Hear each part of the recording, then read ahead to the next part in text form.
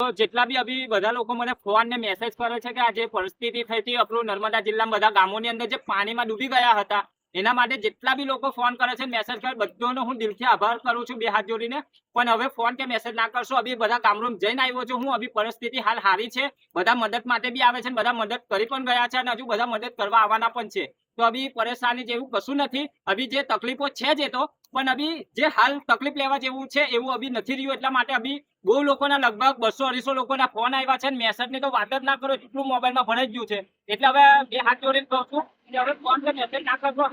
પરિસ્થિતિ હાલ થોડી સારી છે અને બધા ગામડામાં હું જઈને આવ્યો છું રૂબરૂમાં, તમે ગામડામાં જઈને પૂછી બી શકો છો, ખાસા બધા ગામડામાં હું ગયો છું અને હવારમાં બી ગયો છું, એનો વિડીયો પણ મૂકવાનો છું।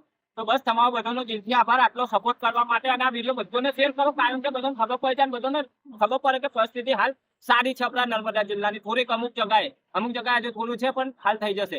ચાલો, જય હિન્દ, ધન્યવાદ।